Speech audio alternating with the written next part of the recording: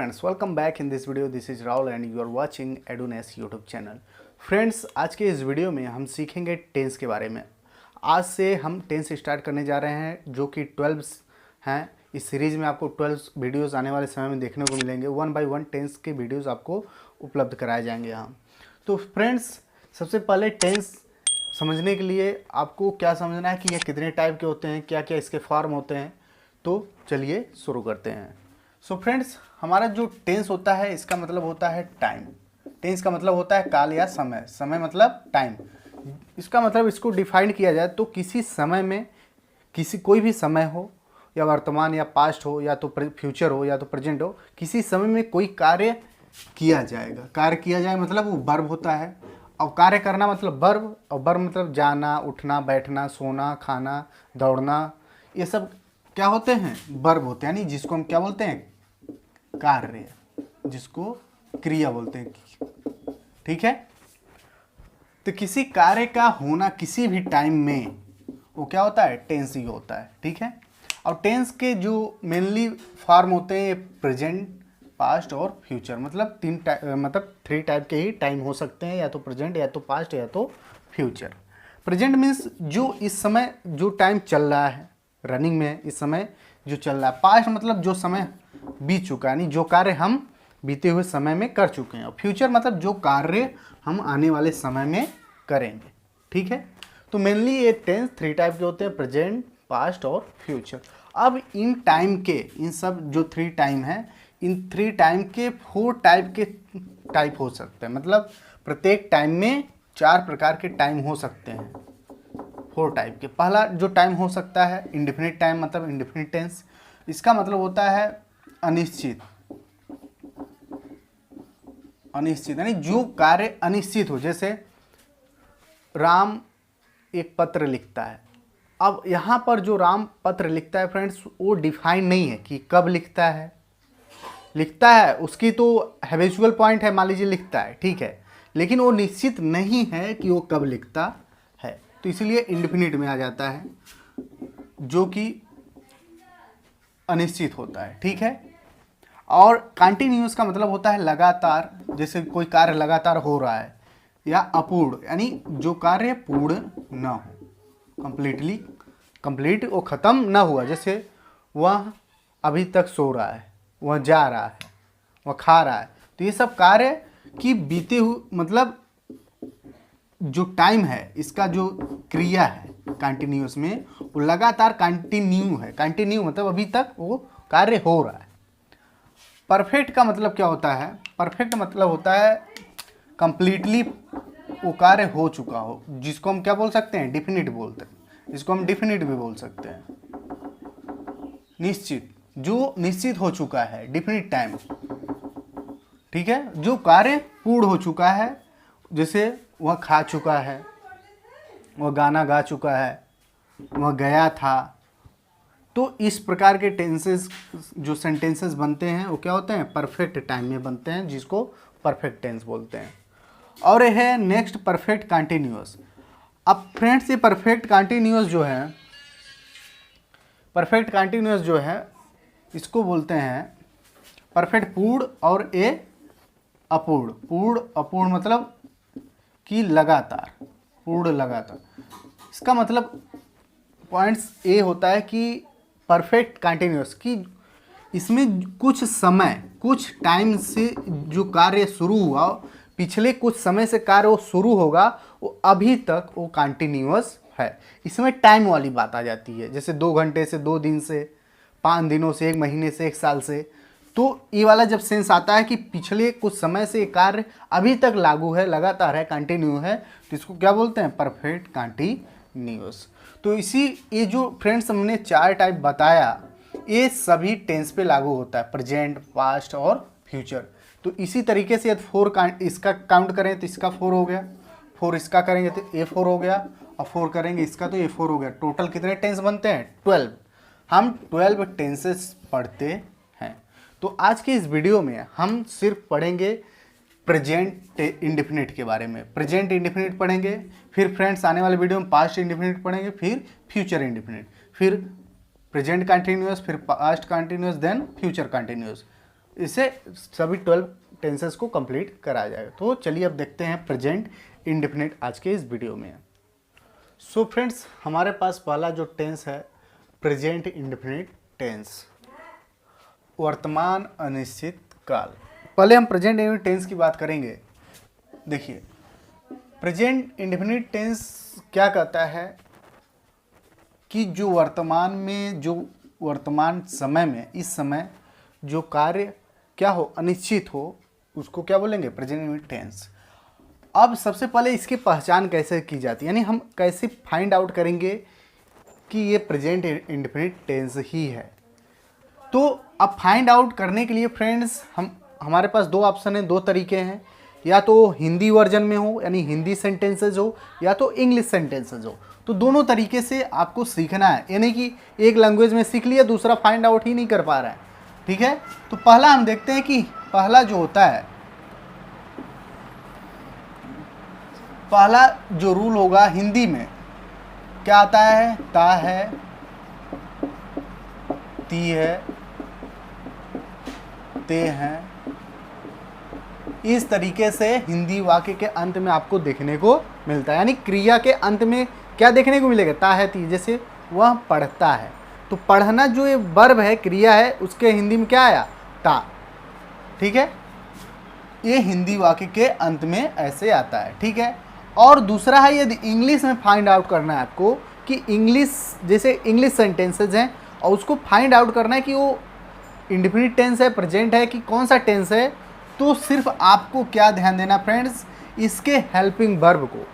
आपको मैं बता दूं कि किसी भी टेंस को पकड़ना है, आपको फाइंड आउट करना है कि यह सेंटेंस किस टेंस का है, तो सिर्फ आप ध्यान दीजिए उसके हेल्पिंग वर्ब को। और प्रेजेंट इंडेफिनिट टेंस का हेल्पिंग वर्ब क्या होता है फ्रेंड्स, डू या डज, डू और डज। इस प्रेजेंट इंडेफिनिट टेंस का ये क्या होता है, हेल्पिंग वर्ब है। तो इसी हेल्पिंग वर्ब को देखते हुए हम बता सकते हैं कि वह जो सेंटेंस है प्रेजेंट इंडेफिनिट टेंस का है कि नहीं। अभी कुछ सेंटेंस जो होते हैं अफर्मेटिव सेंटेंस होते हैं फ्रेंड्स, उसमें डू या डज तो आता नहीं है, उसको कैसे फाइंड आउट करेंगे। तो उसके लिए ये रूल्स मैंने यहाँ पे दे दिया है, कैसे करना है चलिए देखते हैं। पहला देखिए फ्रेंड्स, किसी भी टेंस में हम 3 टाइप के सेंटेंसेस पढ़ते हैं।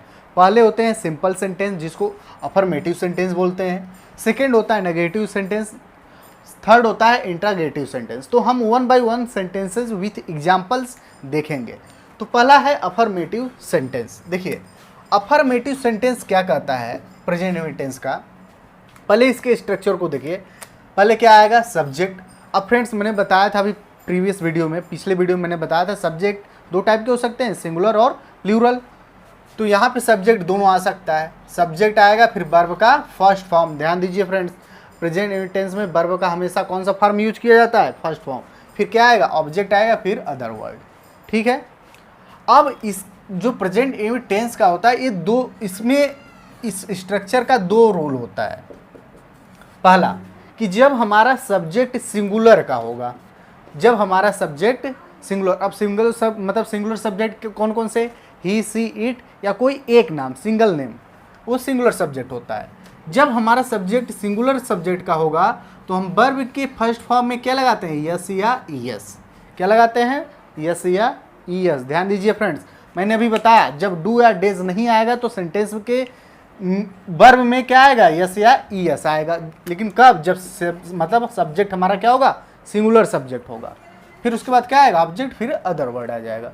लेकिन सेकेंड रूल क्या कहता है कि जब हमारा सब्जेक्ट प्लूरल का हो तो वर्ब में यस या ईएस नहीं लगाना है, वर्ब में यस या ईएस नहीं लगाना है, सिर्फ डायरेक्ट वर्ब का फर्स्ट फॉर्म लिखना, फिर ऑब्जेक्ट, फिर अदर वर्ड लिख देना है। ठीक है फ्रेंड्स, बस यही फाइंड आउट करने का 2 रूल है, स्पेशली प्रेजेंट टेंस के अफर्मेटिव सेंटेंसेस में। ये 2 रूल आपको क्लियर है तो आप आसानी से बता सकते हैं कि ये सेंटेंस और यह टेंस कौन सा है। और अदरवाइज इसके अलावा जितने भी आपको सेंटेंसेस दिखने को मिलेंगे सब में डू या डज आएगा, जिसको हम आसानी तरीके से with helping verb we can find out. तो फ्रेंड्स, एक चीज़ यहाँ पर स्पेशल ये है कि जब वर्ब में सिंगुलर सब्जेक्ट के साथ वर्ब में यस या ईएस लगाना है तो किसके साथ यस लगाएंगे, किसके साथ ईएस लगाएंगे। तो यहाँ पे मैंने दे दिया है यस या ईएस रोल। यस या ईएस रूल क्या कहता है कि जब हमारे वर्ब के लास्ट में, जैसे क्या है, गो, कम, स्लीप, ये सब हमारे वर्ब हैं, तो वर्ब के लास्ट में जो हमारा लेटर है, ए वाला लेटर, ठीक है, कि जब हमारे वर्ब के जो वर्ब होते हैं इनके लास्ट में जो हमारा लेटर होगा, ओ होगा, या तो यस होगा, या तो डबल एस होगा, या तो सी एच होगा, या तो यस एच होगा, या तो टी एच होगा, या तो एक्स होगा, या तो जेड होगा, ठीक है, ये सब लेटर रहेंगे। इसमें से मतलब ध्यान देना है कि ये सब लेटर ये हैं वर्ब के यहाँ लास्ट में, तो हमको इनके साथ क्या जोड़ना है, ई एस जोड़ना है। हमको इनके साथ क्या जोड़ना है, इसको स्पेशली ई एस रूल बोल सकते हैं, ठीक है, ओनली ई एस जोड़ना है। देखिए यहाँ पर फ्रेंड्स ओ है तो हम इसमें क्या जोड़ेंगे, ई एस, से क्या हो जाएगा, गोज। कम ई है, ई नहीं है इस लिस्ट में तो ई नहीं, सिर्फ हम क्या जोड़ेंगे, यस, कम्स। इसमें क्या है, ओनली पी है, इस ग्रुप में नहीं है तो ओनली क्या जोड़ेंगे, यस, स्लिप्स। तो इस तरीके से यस या ई एस रूल बनता है स्पेशली फॉर सिंगुलर सब्जेक्ट। और एक रूल और है फ्रेंड्स, देखिए जब जैसे एक वर्ब ए हो गया, जैसे मान लीजिए हमारे पास एक वर्ब है जैसे स्टडी, स्टडी मतलब अध्ययन करना। अब इसके साथ क्या जोड़ना है, ये सिंगुलर सब्जेक्ट आ गया तो क्या जोड़ेंगे, यस या ई एस। तो इसके साथ फ्रेंड्स हम यस और ई एस नहीं जोड़ेंगे, क्या जोड़ेंगे, आई ई एस जोड़ देते, वाई को हटाएंगे, फिर क्या जोड़ेंगे, वाई को हटाएंगे फ्रेंड्स, वाई को हटाने के बाद क्या जोड़ेंगे, वाई को हटाने के बाद आई ई एस जुड़ जाता है। तो स्टडी को क्या बोल सकते हैं, स्टडी, वाई हट गया, फिर आई ई एस, ए जुड़ेगा। ये स्पेशली इसी में आता है जब वाई हो, इसके पहले जस्ट क्या हो, कॉन्सोनेंट हो। देखिए डी हमारा क्या है, कॉन्सोनेंट है, वाई है, तब इसके बाद यदि यस या ई एस रूल फॉलो करना है तो हम वाई को हटाएंगे, आई एस जोड़ेंगे, या स्टडीज हो जाएगा, ठीक है। तो अफर्मेटिव के जितने रूल थे मैंने वन बाय वन एकदम ब्रेक करके आसानी तरीके से आपको दिया, और यह है। फिर अब इससे रिलेटेड चलिए हम एग्जांपल्स देखते हैं। फ्रेंड्स अब हमारे पास कुछ अफर्मेटिव सिंपल सेंटेंसेस के कुछ एग्जांपल्स हैं, इससे आपको एकदम बिल्कुल क्लियर हो जाएगा किस तरीके से फाइंड आउट करना है और किस तरीके से सारे रूल को अप्लाई करना है। देखिए फ्रेंड्स, पहला तो आप ये ध्यान दीजिए, मैं अक्सर अपना पाठ याद करता हूँ, मतलब जब भी आप यहाँ पे वर्ब में देखेंगे सब में क्या आ रहा है, ता हूँ, ती है, ते हो, ता है, ते हैं, काम खुद कर दे, ती है, तो ता है, ती है, ये सब आता है। तो ये किस टेंस के हुए हैं, प्रेजेंट इंडेफिनिट टेंस के। अब प्रेजेंट इंडेफिनिट टेंस को हमने पकड़ लिया, प्रेजेंट इंडेफिनिट टेंस का है, लेकिन ये प्रेजेंट इंडेफिनिट टेंस का है तो कौन सा सेंटेंस है, अफर्मेटिव है, नेगेटिव के इंट्रागेटिव। इसमें नेगेटिव नॉट नहीं शब्द तो नहीं है तो इसलिए नेगेटिव नहीं हुआ। इसमें क्वेश्चन नहीं किया गया, मतलब प्रश्न नहीं पूछा गया, तो ये इंट्रागेटिव भी नहीं है, तो ये क्या है, simple sentence, means affirmative sentence है। अब अफर्मेटिव ये सेंटेंस है तो हम अफर्मेटिव के रूल्स को अप्लाई करेंगे। अब अफर्मेटिव का रूल क्या होता है कि ये सब्जेक्ट हमारा सिंगुलर होगा तो हम कौन सा रूल अप्लाई करेंगे, वर्ब में, मतलब वर्ब के फर्स्ट के फॉर्म में हम क्या यस या ई एस लगाएंगे। यदि हमारा सब्जेक्ट सिंगुलर नहीं होगा, प्लूरल होगा, तो वर्ब के फर्स्ट फॉर्म में यस या ई एस नहीं लगाना है। तो चलिए इसको अब करते हैं। देखिए मैं अक्सर अपना पाठ याद करता हूँ, अक्सर का फ्रेंड्स देखिए, पहले तो हमने क्या बोला था, सब्जेक्ट आई, मैं। अब ये हमारा क्या है, आई किस में आता है, प्लूरल, मतलब बहुवचन सब्जेक्ट है, इसलिए इस सेंटेंस में वर्ब आएगा उसमें यस या ई एस नहीं लगाना। तो अब क्या लिखेंगे, मैंने बताया था पहले सब्जेक्ट फिर वर्ब, याद करना, लर्न, आई लर्न। अब इसमें यस या एस नहीं लग सकता क्योंकि ये हमारा प्लूरल सब्जेक्ट है, आई लर्न। अब अपना, मैंने बताया था फ्रेंड्स, अपना जो अपना सेल्फ वाला वीडियो मैंने बताया था उसमें इंग्लिश कैसे रखना है सब्जेक्ट के अकॉर्डिंग, मैंने उस वीडियो में अच्छे तरीके से समझाया। यदि आप उस वीडियो को नहीं देखें तो उस वीडियो को जाकर जरूर देखें, जिससे कि आपके पॉइंट्स एकदम क्लियर हो जाएंगे। तो आई के साथ अपना इंग्लिश क्या लिखते हैं, माई, आई लर्न माई, अपना पार्ट, लेसन, ये ऑब्जेक्ट हो गया। क्या याद करता हूँ, देखिए फ्रेंड्स, यदि किसी सेंटेंस में आपको पता करना है कि हमारा सब्जेक्ट क्या है और ऑब्जेक्ट क्या है, तो सिंपली तरीके से आप सिर्फ वर्ब, ये जो वर्ब है इससे क्या पूछना है, कौन, कौन याद करता है? तो मैं याद करता हूं। तो इसका जवाब जो आया वो कौन लगाने के बाद जो जवाब मिलेगा वो क्या होता है? सब्जेक्ट होता है। ठीक है, कौन याद करता है? मैं याद करता हूं, तो मैं क्या हो गया? सब्जेक्ट। यदि आपको पता करना है इन सेंटेंस में ऑब्जेक्ट क्या है, तो इससे आप क्या पूछिए? वर्ब। ध्यान दीजिए, सिर्फ किससे पूछना है? वर्ब से। वर्ब से पूछिए क्या याद कर। अब इससे हम क्या पूछेंगे? क्या, क्या या किसको। ये जो दो वर्ड है इसको याद आप वर्ब से पूछेंगे तो इसके जवाब में जो मिलेगा, इसके बाद पूछने के बाद जो जवाब मिलेगा वही हमारा क्या होगा? ऑब्जेक्ट होगा। क्या याद करता है या किसको याद करता है? अपना पाठ, ये हमारा ऑब्जेक्ट। तो वर्ब के बाद हमने क्या लिखा? अब ऑब्जेक्ट लिख दिया। ठीक है, आई लर्न माई लेसन, मैं अपना पाठ याद करता हूँ।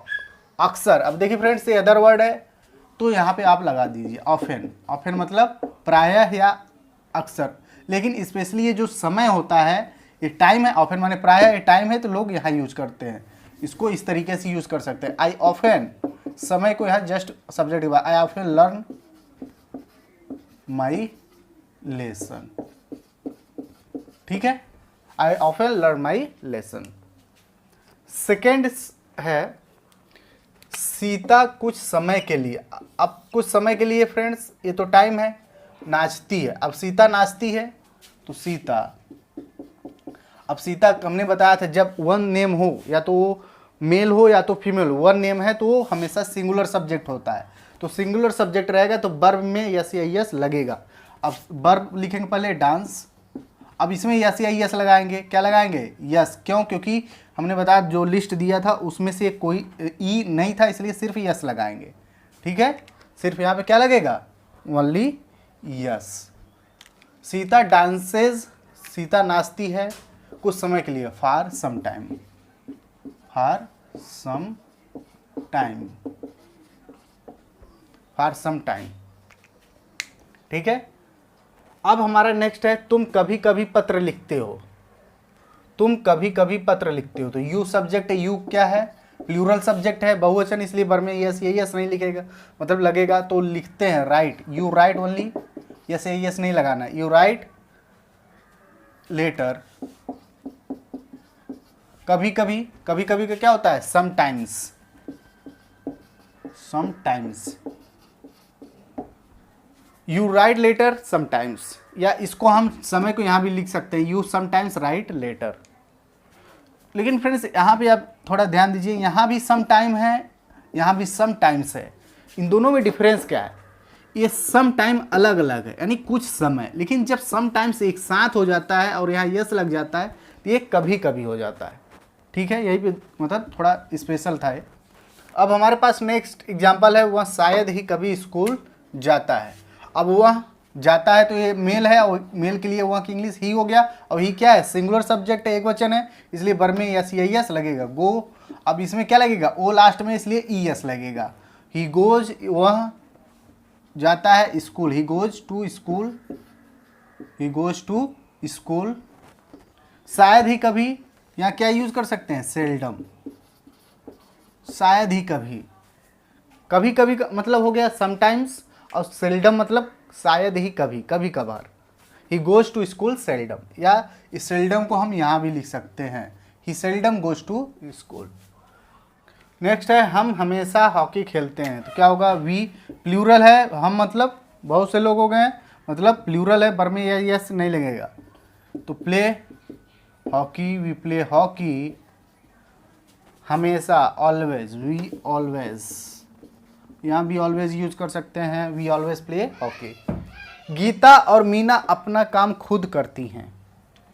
गीता और मीना, अब देखिए फ्रेंड्स हमने बताया था एक से अधिक नेम हो जाए तो किस में आ जाते हैं? सिंगुलर नहीं, प्लूरल में आ जाते हैं। गीता और मीना, गीता एंड मीना। अब ये प्लूरल हो गया तो वर्ब में यस या यस नहीं लगेगा। काम करना, do, Gita and Meena do. अब अपना, अपना काम, अपना हमने बताया था वर्ब के बाद ऑब्जेक्ट। ऑब्जेक्ट क्या है? अपना काम। अब यहाँ अपना का अंग्रेजी क्या लगेगी? इंग्लिश क्या होगा? मैंने बताया था जब ये दो नेम हो जाए तो किस कैटेगरी में जाएगा? दे वाले ग्रुप में। दे, और दे के साथ क्या लगता था? दियर, तो यहाँ भी क्या लगेगा? Their, their Gita and Meena do their work. अब यहाँ खुद ही या खुद या स्वयं, तो मैंने बताया था दे वाले कैटेगरी में खुद के लिए अंग्रेजी स्वयं के लिए क्या लगता है, themselves, themselves. Gita and Meena do their work themselves. तो ये था फ्रेंड्स अफर्मेटिव सेंटेंसेस, कुछ सिंपल सेंटेंसेस थे, किस तरीके से रूल अप्लाई किया जाता है अफर्मेटिव पे। या सिंगुलर सब्जेक्ट रहेगा तो वर्ब में यस या यस लगाना है, और प्लूरल सब्जेक्ट रहेगा तो वर्ब में यस नहीं लगाना है। या तो कोई टाइम आ रहा है तो जस्ट यहाँ भी पुट कर सकते हैं, लास्ट में भी पुट कर सकते हैं, कोई प्रॉब्लम नहीं। अब फ्रेंड्स देखते हैं प्रेजेंट टेंस के कुछ नेगेटिव सेंटेंसेज और उसके रोल्स। अब देखिए ये फ्रेंड्स हमारे पास है नेगेटिव सेंटेंस। अगला जो सेंटेंस होता है नेगेटिव सेंटेंस, जिसमें कि नॉट वर्ड आता है, मीन्स नहीं। जब नहीं वर्ड आएगा मतलब नेगेटिव होगा तो हम क्या रूल फॉलो करेंगे। देखिए जब हमारा सब्जेक्ट सिंगुलर का होगा तो उसके साथ नॉट का इंग्लिश क्या लिखेंगे प्रेजेंट टेंस में, डज नॉट। उसके साथ क्या लिखेंगे, डज नॉट। फिर वर्ब का फर्स्ट फॉर्म, यहाँ पे ध्यान देना है कि डज नॉट और डू नॉट जब सेंटेंसेज में आ जाते हैं तो ध्यान देना है डज और डू जब आ गए या तो नॉट के साथ आएंगे या तो इंटरोगेटिव में आएंगे। जब सेंटेंस में डज या डू आ गया तो ये सोचना ही नहीं कि वर्ब के साथ यस या यस लगाना है, चाहे वो सिंगुलर सब्जेक्ट हो चाहे प्लूरल सब्जेक्ट हो, कोई भी सब्जेक्ट हो, डज या डू सेंटेंसेस में आ गए, चाहे नेगेटिव सेंटेंस हो चाहे इंटरोगेटिव, तो हमको वर्ब में यस या यस लगाना ही नहीं है। लेकिन यहाँ पे ध्यान दीजिए कि जब नेबर वर्ड आएगा, नेबर थर्ड रूल होता है कि जब सिंगुलर सब्जेक्ट होगा और उसके साथ नेबर वर्ड आएगा, नेबर, तो वर्ब में फर्स्ट फॉर्म में यस या ईएस लगेगा। देखिए अब इस सेंटेंस में डज या डू तो आ नहीं रहा है, इसलिए वर्ब में यस या ईएस लग गया। लेकिन और एक चीज़ ध्यान देना, वर्ब में यस या ईएस कब लगे, जब हमारा सब्जेक्ट सिंगुलर का हो, और जब यही सब्जेक्ट हमारा प्लूरल का हो जाएगा, चाहे भले ही नेबर आ जाए तो वर्ब में यस या यस नहीं रहेगा, सिर्फ फर्स्ट फॉर्म लिख के ऑब्जेक्ट लिख देंगे। यहाँ नेबर का मतलब कभी नहीं, ये वाला सेंस आएगा तो ठीक है। अब इससे रिलेटेड कुछ एग्जांपल्स देख लेते हैं। अब देखिए फ्रेंड्स हमारे पास नेगेटिव सेंटेंसेस के एग्जांपल्स हैं, इसको देखिए कैसे करते हैं। पहला एग्जांपल है वह कक्षा में प्रथम कभी नहीं आता। अब देखिए कभी नहीं आ गया मतलब नेवर। अब इसको कैसे करना, हमने बताया था जब नेवर आ जाए तो उसमें ध्यान देना है कि जब हमारा सब्जेक्ट सिंगुलर होगा, जैसे वह, तो ही नेवर, अब इसमें डू या डज नहीं आएगा, he never stand first, stand प्रथम ना, स्टैंड्स। यहाँ पे देखिए फ्रेंड नेवर के साथ यस या ईएस लगेगा। जब हमारा सब्जेक्ट सिंगुलर है, नेवर आए फिर भी ये सिंगुलर है तो वर्ब में यस या ईएस लगेगा। क्यों, क्योंकि इसमें डू या डज नहीं आया। He never stand first in class, कक्षा में, ठीक है। सेकेंड है तुम सदैव सच नहीं बोलते हो, तो यू। अब देखिए फ्रेंड्स ओनली नहीं है, कभी नहीं तो है नहीं, इसलिए नहीं है सिर्फ, तो यू डू नॉट सदैव, ऑलवेज, या ऑलवेज को बाद में ही लिख सकते हैं। यू डू नॉट, सच बोलना, speak truth, speak, you do not speak. अब वर्ब में यस या यस नहीं है क्योंकि डू नॉट आ गया, ठीक है। और एक तो डू नॉट भी है और एक तो हमारा सब्जेक्ट भी प्लूरल है, इसलिए यस या यस आने कोई बात ही नहीं है। You do not speak truth, you do not speak truth always, सदैव ऑलवेज हो जाएगा, ठीक है। नेक्स्ट है सभी अध्यापक उसे पसंद नहीं करते हैं, तो ऑल टीचर्स ये प्लूरल सब्जेक्ट हो गया, मतलब बहुत से लोग हैं, तो नहीं ये क्या आएगा, do not. All teachers do not like him, उसे, all teachers do not like him, उसे पसंद नहीं कर, उसे मीन्स हिम, ऑब्जेक्ट, वर्ब के बाद ऑब्जेक्ट। मैं कभी नहीं झूठ बोलता हूं, तो आई कभी नहीं आ गया, आई नेवर टेल अ लाई, अब यहां ध्यान देना फ्रेंड्स, इसमें और इसमें, यहां नेवर के साथ सिंगुलर सब्जेक्ट था इसलिए वर्ब में यस लगा, लेकिन यहां नेवर के साथ हमारा सब्जेक्ट क्या है, प्लूरल है, इसलिए वर्ब में यस या यस नहीं लगा। और यही सब्जेक्ट ये हमारा क्या रहेगा, यहाँ मान लीजिए ही होता या सी होता तो हम इसके साथ क्या लिखते हैं, डज नॉट, ठीक है। तो इस तरीके से सेंटेंसेस बनाते हैं with negative sentence in present indefinite tense. Clear है? अब आगे देखते हैं इंट्रागेटिव सेंटेंसेस। सो फ्रेंड्स, अब हमारे पास है इंट्रागेटिव सेंटेंसेस। जब इंट्रागेटिव सेंटेंसेस का मतलब होता है प्रश्नवाचक वाक्य। प्रश्नवाचक वाक्य मतलब जब प्रश्न किया जाए। ऐसे सेंटेंसेस में क्या किया जाता है कि जब क्वेश्चन किया जाए, तो जब प्रेजेंट इंडेफिनिट टेंस में क्वेश्चन किया जाता है तो उसको क्या बोलते हैं? Interrogative sentences. और इंट्रागेटिव सेंटेंसेस में इसका स्ट्रक्चर क्या होता है? देखिए, जब सबसे पहले क्या लगाकर, जब से क्या तुम पढ़ते हो, क्या तुम खेलते हो, क्या तुम जाते हो, तो इस तरीके से क्या पहले आता है तो क्या करते हैं कि क्या की इंग्लिश हमको क्या रखना है? क्या की इंग्लिश नहीं लिखना है, नॉट राइट। हमको क्या की इंग्लिश, जब क्या पहले आएगा तो क्या की इंग्लिश हमको क्या करना है? नॉट राइट, मतलब हमको लिखना नहीं है। उसके प्लेस पे हम क्या लगाएंगे? डज या डू। डज या डू क्या लगाएंगे? डज या डू। क्या जब आएगा, क्या सबसे पहले आएगा तो हमको क्या की इंग्लिश नहीं लिखना है, क्या लिखना है? डज या डू। फिर इसके बाद क्या लिखना है? सब्जेक्ट, फिर वर्ब का फर्स्ट फॉर्म, फिर ऑब्जेक्ट लिखना है। ठीक है फ्रेंड्स? एक चीज ध्यान देना फ्रेंड्स कि जब क्वेश्चन, यहाँ पर मोस्ट इंपॉर्टेंट पॉइंट है जो कि लोग बहुत ज़्यादा कंफ्यूजन में रहते हैं, मैक्सिमम लोग इसी को लेकर कंफ्यूजन में रहते हैं कि जब सबसे पहले क्या आता है तो उसकी इंग्लिश नहीं लिखते। क्या और भी ऐसे शब्द हैं, यानी WH फैमिली के और भी ऐसे शब्द हैं जो पहले आएगा उसकी इंग्लिश नहीं लिखी जाएगी? ये रॉन्ग, मतलब लोगों की जो है एजम्पशन जो है वो रॉन्ग है। मतलब इसके अलावा, क्या के अलावा कोई भी वर्ड, WH फैमिली का कोई भी वर्ड, चाहे सबसे पहले आए चाहे बीच में आए, कहीं पर भी उसकी इंग्लिश आपको लिखना है, चाहे यहाँ भी आए चाहे और कहीं आए। क्या के अलावा, ध्यान दीजिएगा फ्रेंड्स, क्या के अलावा कोई भी इंटरगेटिव वर्ड जो होते हैं WH फैमिली के, यदि यहाँ आ रहा है शुरू में, स्टार्टिंग में, या तो बीच में आ रहा है, कहीं भी आए, उसकी इंग्लिश लिखना है। लेकिन क्या एक ऐसा वर्ड होता है कि जब ये पहले आ जाता है तो इसकी इंग्लिश नहीं लिखते हैं, लेकिन जब ये कहीं बीच में आता है सेंटेंस के तो उसकी इंग्लिश लिख देते हैं। ठीक है? तो यही था मोस्ट इंपॉर्टेंट पॉइंट। मतलब और कोई वर्ड क्या के अलावा और मतलब पहले आएगा तो उसकी इंग्लिश हमको लिखना है। मतलब WH पहले क्या लिखेंगे? WH फैमिली का वर्ड लिखेंगे। मतलब जैसे हाउ, हाउ लिख देंगे सबसे पहले, फिर क्या लिखेंगे यहाँ? डज या डू। डज या डू मतलब हमारा सब्जेक्ट, ये यदि हमारा ये सब्जेक्ट सिंगुलर का होगा तो डज लगाएंगे, यदि प्लूरल का होगा तो डू लगाएंगे, फिर वर्ब का फर्स्ट फॉर्म अब। यहाँ पे ध्यान देना फ्रेंड्स, इंट्रागेटिव सेंटेंसेस में जब डज या डू आ जाएगा सेंटेंस में तो हमको वर्ब में यस या यस नहीं लगाना है। लेकिन जब इंट्रागेटिव में भी सेंटेंसेस में जब डज या डू नहीं आता, ऐसे केसेस बनते हैं कि इंट्रागेटिव सेंटेंसेस में भी डज या डू नहीं आता है तो उसमें वर्ब में यस या यस लगाना है। तो सिर्फ हमको किसको फोकस करना है? डज या डू का। और ये नॉट आता है, देखिए हमारा जो स्ट्रक्चर है, यदि इंट्रागेटिव सेंटेंसेस में, चाहे कोई भी इंट्रागेटिव सेंटेंस हो, मैंने बताया था ऑलरेडी प्रीवियस वीडियो में कि कोई भी, चाहे आप यूजेस पढ़ रहे हो या टेंसेस पढ़ रहे हो, कोई भी इंट्रागेटिव सेंटेंस बन रहा है उसमें यदि हमको नॉट पुट करना है तो सीधा फाइंड आउट करिए सब्जेक्ट को। सब्जेक्ट जहाँ भी होगा उसके बाद जस्ट हमको क्या पुट कर देना है? Not, never. जो भी नॉट या नेवर आता है सब्जेक्ट के जस्ट बाद ही पुट करना है।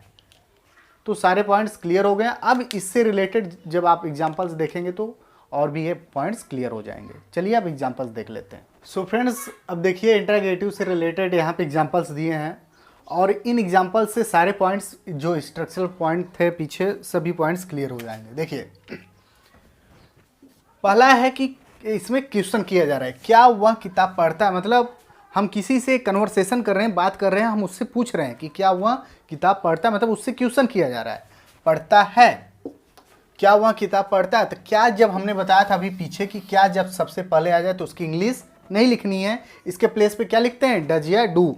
तो पहले आप सब्जेक्ट को देखिए, वह पढ़ता, तो वह मतलब मेल है, ही है, तो ही के साथ क्या लगता है? डज।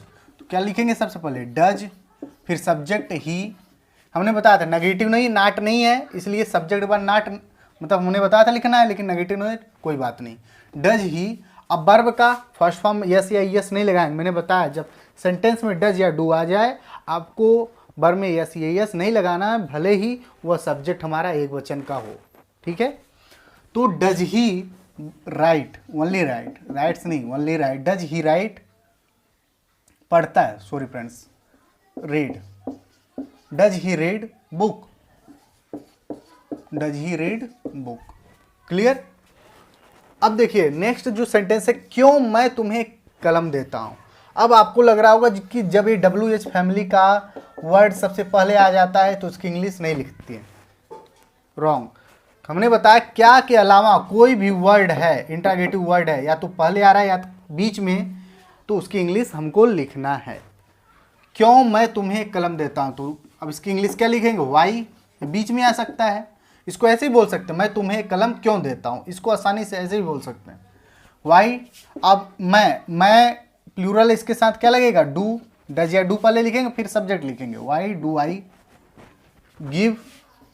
अब बर में यस या यस नहीं है क्योंकि ये डज या डू आ गया है, अब ये ऑलरेडी ये क्या है, प्लूरल सब्जेक्ट है। Why do I give you, object, verb के बाद ऑब्जेक्ट, यू अ पेन। इसमें ऑब्जेक्ट दो हैं, एक इनडायरेक्ट ऑब्जेक्ट है, ये डायरेक्ट ऑब्जेक्ट। तुम कौन सी पुस्तक नहीं चाहते हो। अब फ्रेंड्स देखिए, कौन सी की इंग्लिश मैंने बताया था, कौन सा के लिए क्या लिखते हैं, विच। अब मैंने बताया था स्पेशल 3 वर्ड ऐसे होते हैं, विच, हुज और how many, how much, how many, how much. ये 3-4 वर्ड ऐसे हैं जिनके साथ आने वाले, देखिए इसके साथ क्या आया है, पुस्तक, नाउन। इन नाउन, जस्ट नाउन जो है इनके साथ लिखे जाते हैं, मतलब यहीं भी लिख देंगे इस तरीके से, मतलब साथ में लिखेंगे, विच बुक, हुज चाइल्ड। तो इस तरीके से अभी आगे क्लियर हो जाएगा। तो इसकी अंग्रेजी क्या लिखेंगे, कौन सी पुस्तक, मतलब कौन सी, विच बुक एक साथ लिखेंगे, विच बुक, विच बुक एक साथ लिखेंगे। फिर इसके अकॉर्डिंग, सब्जेक्ट के अकॉर्डिंग डू या डज लगाएंगे। अब देखिए हमारा सब्जेक्ट क्या है, तुम प्लूरल है इसलिए क्या लगेगा, डू, प्लूरल के साथ डू लगता है। Which book do you, subject आ गया। नॉट है फ्रेंड्स, यहाँ ध्यान दीजिएगा, यहाँ नेगेटिव वर्ड है तो यहाँ पे सब्जेक्ट के बाद not. Which book do you not want, चाहना। बर में ये वाली बातें ही नहीं, क्योंकि डू आ गया और हमारा सब्जेक्ट भी क्या है, प्लूरल में। ठीक है। नेक्स्ट है, किसका बच्चा रोता है। अब किसका बच्चा, अब किसका की इंग्लिश, हुज। अब इसके साथ ये जो नाउन आया है उस साथ में लिखेंगे, whose, whose child, whose child रोता है, वीप, वीप। अब देखिए फ्रेंड्स यहाँ पे ध्यान दीजिएगा, ये बहुत स्पेशल सेंटेंस है, हुज चाइल्ड वीप्स। यहाँ पे बर में यस लग जाएगा, क्यों, क्योंकि बच्चा हमारा क्या है, सिंगुलर है, अकेला है, और सेंटेंसेज में डज या डू भी नहीं आया, सेंटेंस में डज या डू नहीं आया। चाइल्ड हमारा क्या है, सिंगुलर सब्जेक्ट है, एक बच्चा है, और सेंटेंस में डज या डू नहीं आया तो बर में यस या यस, देखिए यहाँ लग गया, हु चाइल्ड वेव्स। ठीक है। नेक्स्ट है, वे कितने कलमे नहीं चाहते हैं, तो दे कितने कलमे, तो हाउ मच, हाउ मेनी। हमने बताया था इसके साथ जो नाउन आ गया साथ में लिखेंगे। अब कलम जो पेन से हम गिन सकते हैं, मैंने बताया था कि जो गिने जा सकते हैं नाउन उनको क्या बोलते हैं, काउंटेबल नाउन। और काउंटेबल नाउन के साथ हम कितने का इंग्लिश क्या लिखते हैं, how many, how many, how many pens, how many pens. अब दे, वे है तो इसके साथ क्या लगेगा, डू, फिर they, how many pens do they. अब देखिए फ्रेंड नेगेटिव वर्ड है तो इसके बाद क्या लिखेंगे, नॉट, डू सब्जेक्ट के बाद not, do they not want. ठीक है।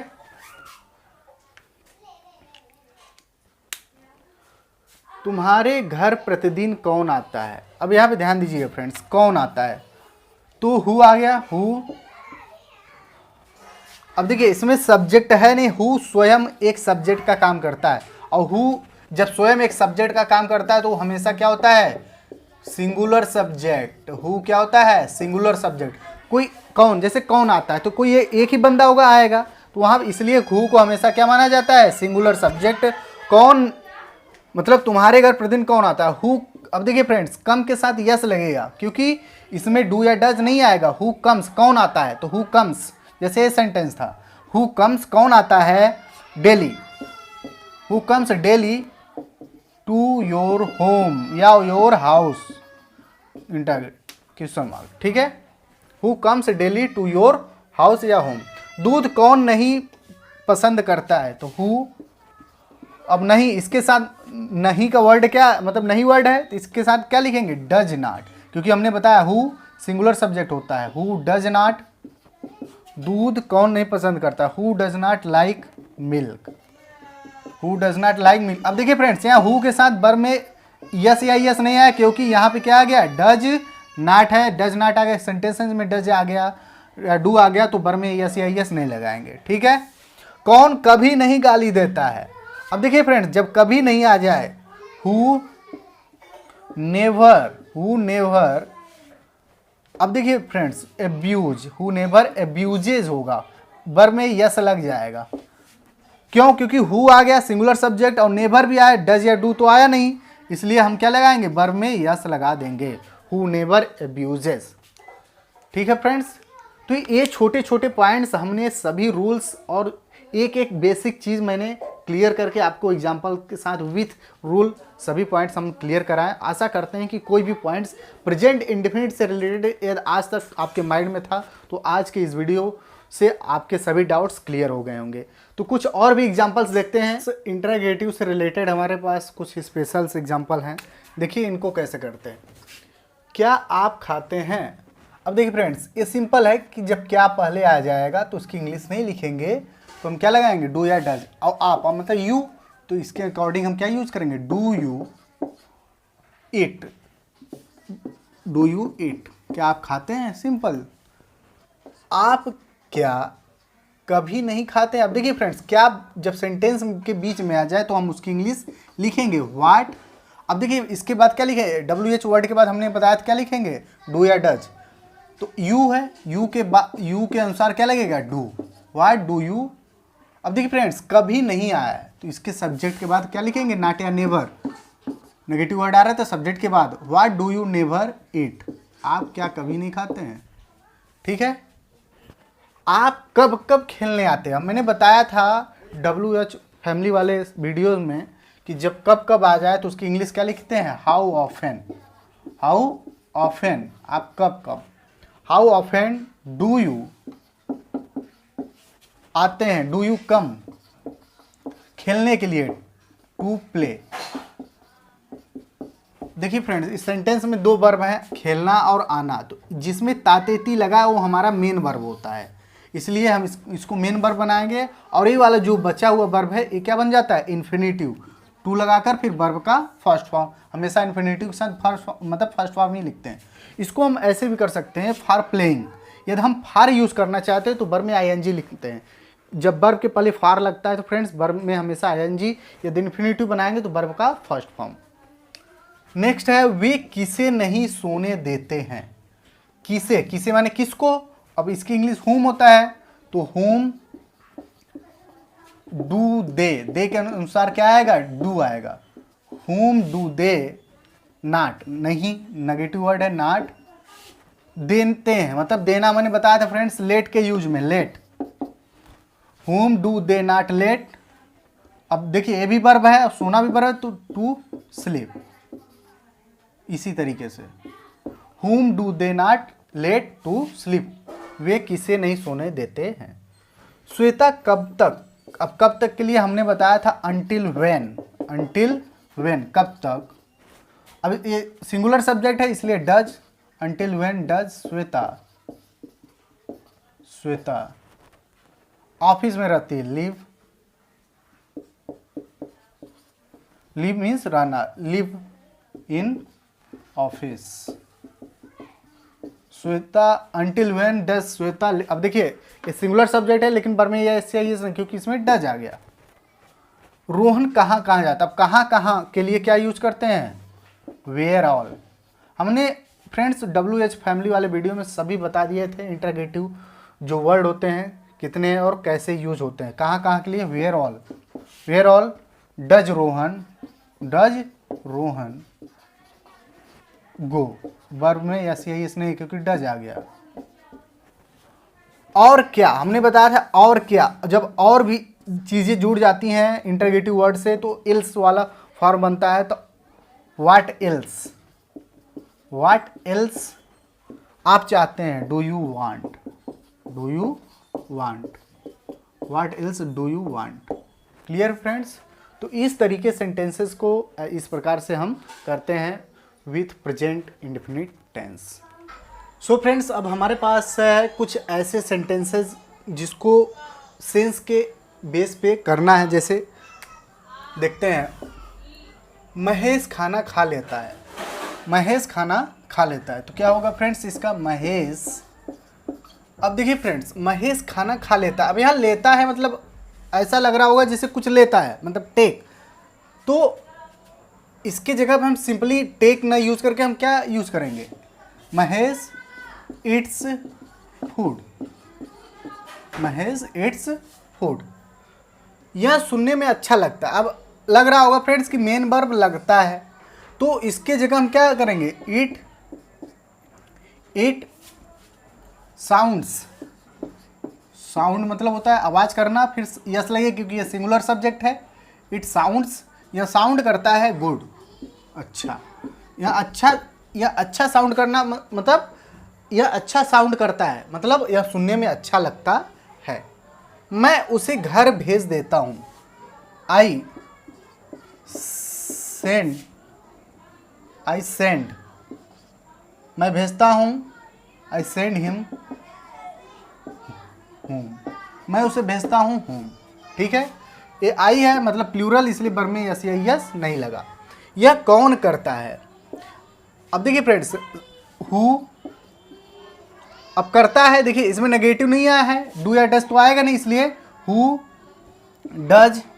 अब ध्यान दीजिएगा, डू मीन्स यहाँ करना है, ये मेन वर्ब है। अब ये सिंगुलर सब्जेक्ट है, और मैंने बताया था हु सिंगुलर सब्जेक्ट है। सिंगुलर सब्जेक्ट होने के कारण इस मेन वर्ब में यस या यस लगे। यहाँ ओ है तो क्या लगेगा, ई यस। अब आपको लग रहा होगा डज आया तो ये हेल्पिंग वर्ब होगा प्रेजेंट इंटेंस का।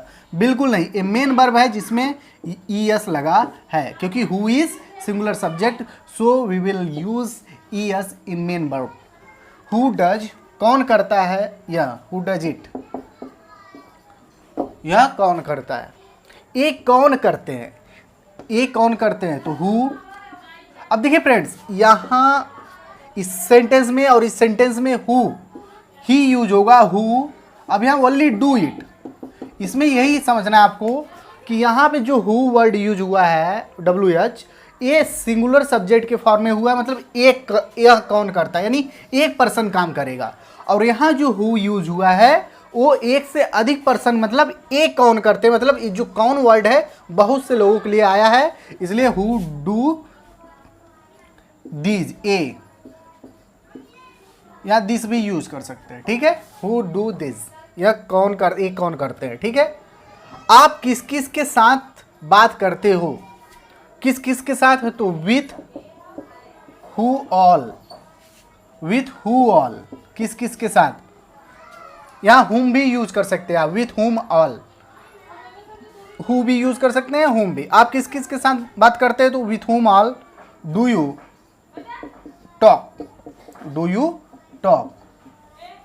ठीक है फ्रेंड्स, वर्ब में यस यस नहीं क्योंकि डू है। कौन कौन जाता है, अब यहाँ पे ध्यान देना फ्रेंड्स, हु कौन कौन के लिए, हु ऑल।